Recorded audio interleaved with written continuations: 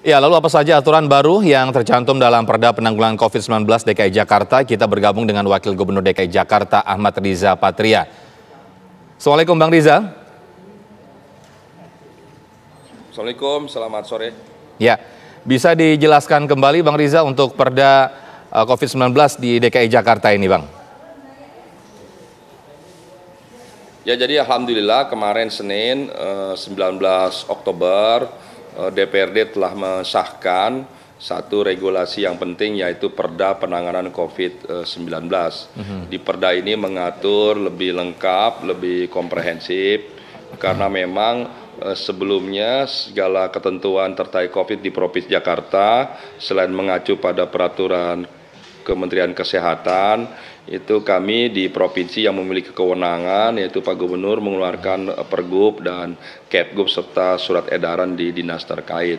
Dan alhamdulillah dengan hadirnya Perda ini, maka kita memiliki landasan hukum yang lebih kuat, fondasi yang lebih kuat, sehingga bisa menegakkan peraturan dan ketertiban. Di antaranya memang ada yang baru yang belum pernah ada dalam Pergub, yaitu menyangkut sanksi pidana. Karena sesuai dengan ketentuan, sanksi pidana tidak boleh diatur dalam Pergub atau Kepgub, tapi dalam Perda. Di Perda ini diatur sanksi pidana. Nah, sanksi pidana ini juga cukup menarik, ada yang berbeda dari sanksi pidana lainnya. Sanksi pidana yang ada di Perda ini tidak memperkenankan adanya hukuman kurungan atau hukuman badan, tapi hanya sebatas denda. Kenapa demikian?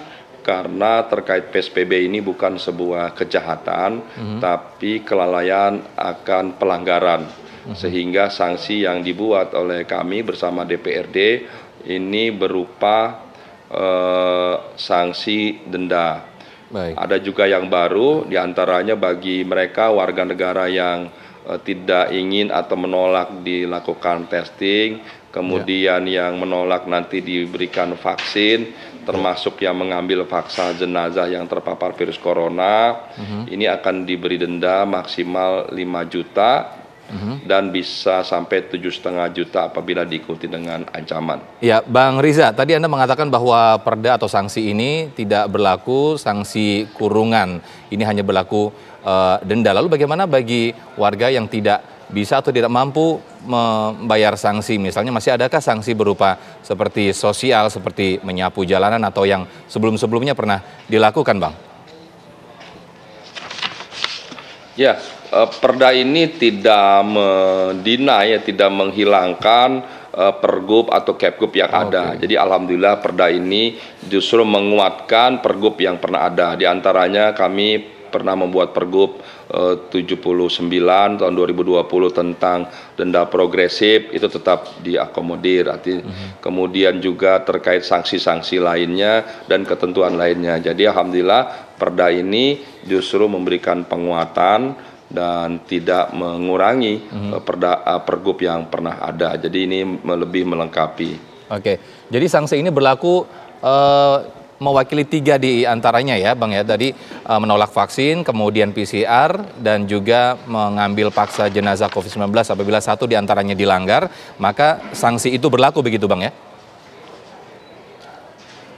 Ya, itu di antaranya. Jadi banyak sekali yang diatur di sini ya, termasuk masker, syarat kriteria masker yang dapat digunakan, terkait penerima bansos, bentuk bansos dan sebagainya. Jadi Perda ini mengatur banyak hal terkait penanganan COVID ya, tidak hanya masalah kesehatan, tapi juga bansos dan ekonomi. Nah, yang paling penting memang terkait sanksi, karena ada batasan-batasan kewenangan Pergub dan Perda ya. Terkait pidana tadi seperti yang sudah saya sampaikan, itu kewenangannya ada di Perda atau di undang-undang. Oke, tahapannya seperti apa Bang? Mungkin sosialisasi terlebih dahulu atau kapan diberlakukan Perda ini Bang? Ya, sesuai ketentuan peraturan perundang-undangan, apabila satu undang-undang atau peraturan daerah dan lain sebagainya telah disahkan, maka sejak itu peraturan tersebut bisa berlaku.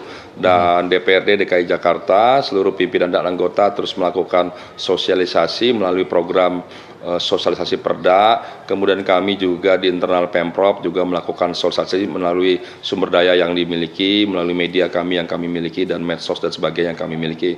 Tentu kami membutuhkan dukungan dari media TV, koran, media cetak, elektronik dan sebagainya, juga radio untuk membantu melakukan sosialisasi. dan juga para ormas, tokoh-tokoh dan masyarakat agar membantu melakukan sosialisasi terkait perda ini. Mudah-mudahan dengan hadirnya perda ini ke depan kita bisa mengurangi dan memutus mata rantai penyebaran dan penularan COVID-19 di DKI Jakarta. Iya. Dan mudah-mudahan perda yang dibuat baik ini mudah-mudahan juga bisa menjadi rujukan dan contoh baik bagi daerah-daerah lain yang sekarang sedang menyusun juga perda di daerah masing-masing. Dan ini juga kami koordinasikan dengan daerah-daerah tetangga lainnya seperti Jawa Barat, Banten, dan Botabek. Mudah-mudahan semua ini yang terus juga kita koordinasikan, diskusikan, rapatkan, dialogkan dengan Satgas Pusat, Gugus Pusat, pemerintah pusat juga bisa diterima oleh masyarakat secara umum. Lalu bagaimana dengan tempat-tempat kerumunan, Bang Riza? Apakah juga diatur dalam Perda DKI Jakarta? Ya memang di sini juga diatur ya, banyak hal di sini, mana yang diakomodir perda, mana yang kemudian perda ini memberi penguatan dan meminta yang lainnya lebih teknis, nanti akan diatur melalui Kepgub dan Pergub ya. Jadi ini lebih makro sifatnya, sekalipun ada beberapa yang cukup detail diatur melalui perda ini. Dan perda ini nanti akan mendorong pergub-pergub lainnya yang diminta supaya dibuat pergub dalam waktu 1 bulan ke depan untuk menyempurnakan dan menjabarkan isi dari perda ini nanti melalui pergub dan Kepgub.